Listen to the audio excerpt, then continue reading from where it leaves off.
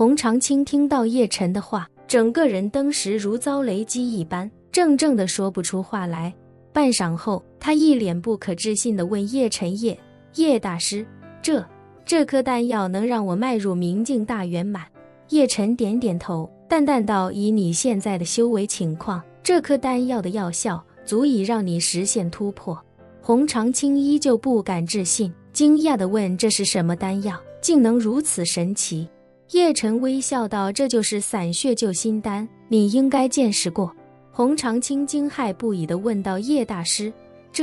这就是当日救活了您外公的散血救心丹，这药堪称灵丹妙药，能起死回生啊！您真的打算把它送给我？当日洪长青在安家亲眼见证了散血救心丹那死起回生的实力，毕竟他服用过师门的续命丹，也亲眼看过安老爷子服用续命丹和散血救心丹的巨大差别，所以他心里很清楚，散血救心丹的实力可能10倍、几十倍于自己师门的续命丹，而这也是他不远万里赶赴金陵的最大驱动力。可他怎么都没想到，自己第一次与叶晨照面，叶晨竟然就如此干脆便给了他一颗这么贵重的丹药，而且上一秒自己还有因为给施天齐设套耍诈而被叶晨抓了个现行。于是他紧张不已地试探问道：叶大师，您为什么要送属下这么贵重的丹药？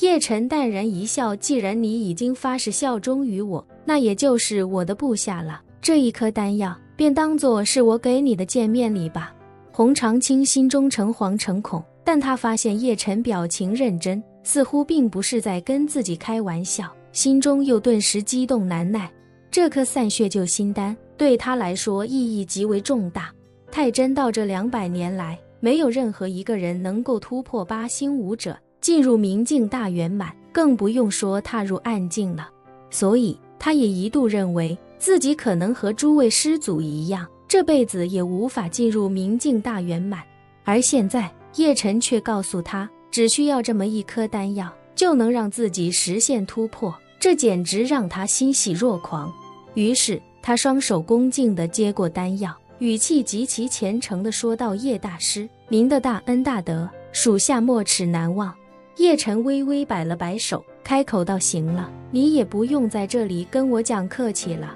抓紧时间拿着丹药回住的地方潜心突破，突破后来济世堂找师神医，跟师神医汇报一声。之所以让洪长青来济世堂找施天齐汇报，就是要将他的定位暂时先放在施天齐之下，一方面挫洪长青8星武者的锐气，另一方面也好给施天齐一个台阶。洪长青也知道叶晨自有他的考量，于是不假思索地立刻说道：属下遵命。旋即他非常惭愧地看着施天齐，开口道：施神医，先前的比试都是在下耍的一点小伎俩，您的医术定然远在洪某人之上，我先前的行为着实有些班门弄斧了，还希望您不要跟我一般见识。施天齐连忙说道：洪天师客气了，以后你是叶大师的人，大家便是朋友，之前的事情就不用再提了。洪长青见施天齐如此大度，赶紧鞠了一躬，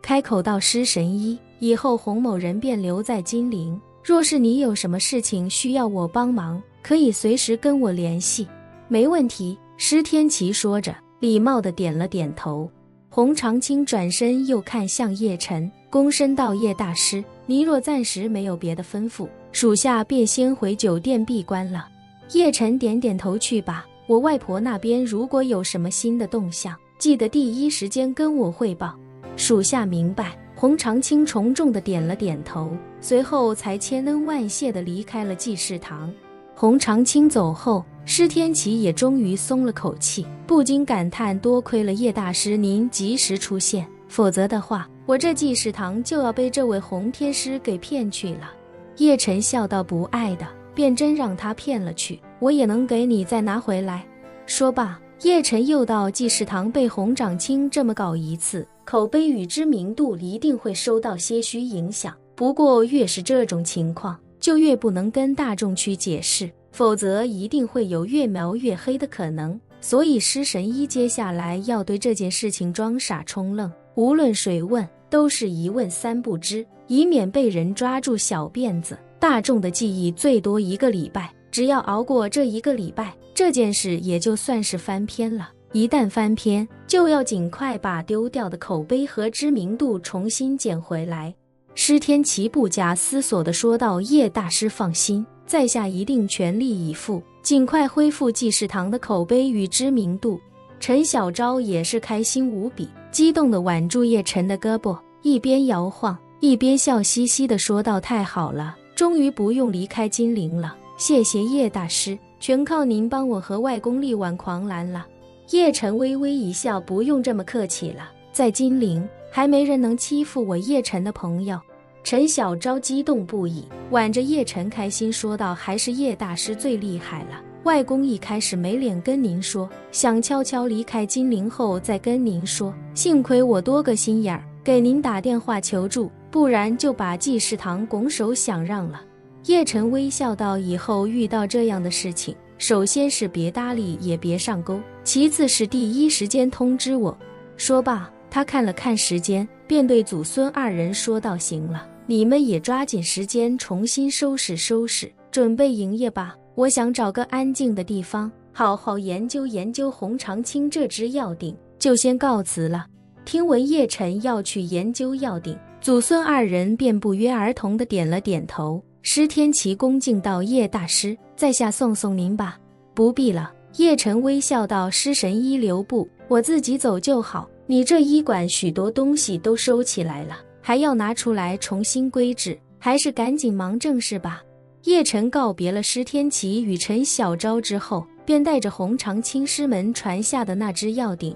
驱车前往香榭丽的别墅。他先前曾在这里练过一批散血救心丹，当时让秦刚给自己准备了一批药材，秦刚特地给准备了远超叶晨需求的药量，所以叶晨当时练出那批散血救心丹之后，这里还留下不少的药材。也正是因为如此，叶晨便打算直接到香榭丽，用这药鼎炼制一批散血救心丹，看看这药鼎究竟有什么效果。本期视频结束，欢迎订阅我的频道，这样就不会错过精彩内容。